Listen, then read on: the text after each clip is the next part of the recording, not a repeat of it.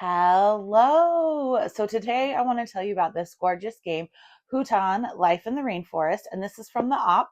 This is one of the games that was on my list of 2025 that I was most excited to see. So thank you to the op for sending this to me. It is gorgeous, much like their game Aqua that came out last year. So let me show you a little bit about this game because I have been loving it. It is for 1 to 4 players. And it has this nice insert that you do assemble and you do put these trees together, but then everything is fully assembled and organized. So I love that. So what you're going to do is every player is going to get one of these boards and they have little colored dots in them.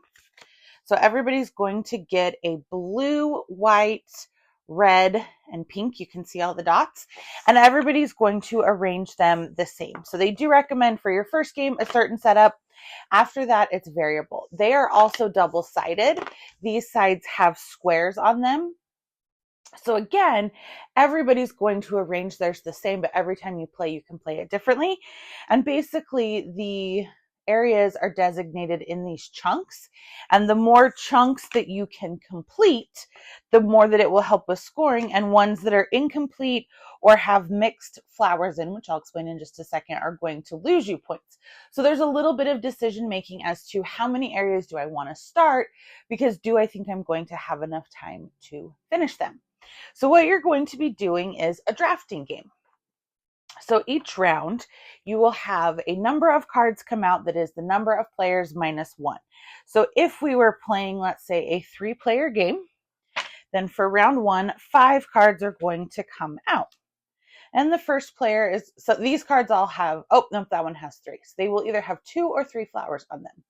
So on your turn, the first player will go and they will take the card that they want and they're going to place those flowers.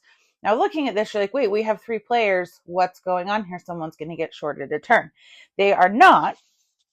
There is a first player token, and whoever has the first player token, when they take their card, they're going to put it back in the game. I had to find my first player token because I've been playing it primarily solo. And when you play solo, you don't need the first player token. So if I were first player in a multiplayer game, and let's say I took this card out, I would put this in. So now someone on their turn can choose to take the first player token or one of the cards. Obviously, if nobody takes it, whoever is the final player to go will get that first player token.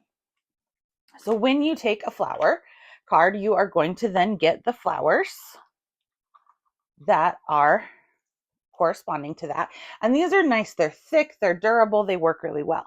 So for the first game, you have a little bit of freedom in where you place, but after that, you must place next to an existing flower. So you want to have each land area be covered in only one colored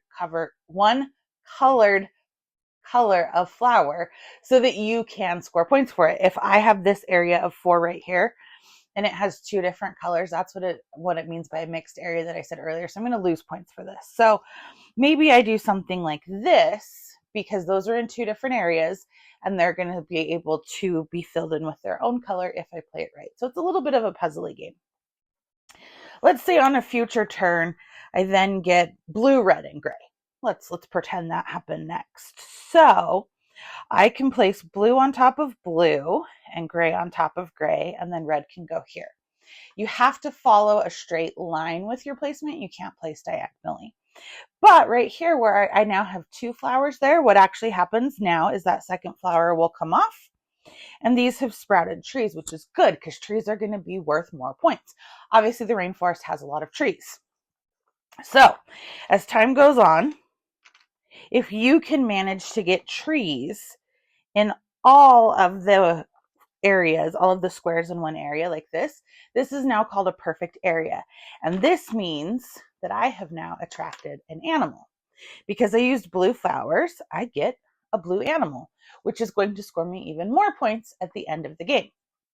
There's then some variants where if you get an animal, you can sprout additional flowers around that animal for free.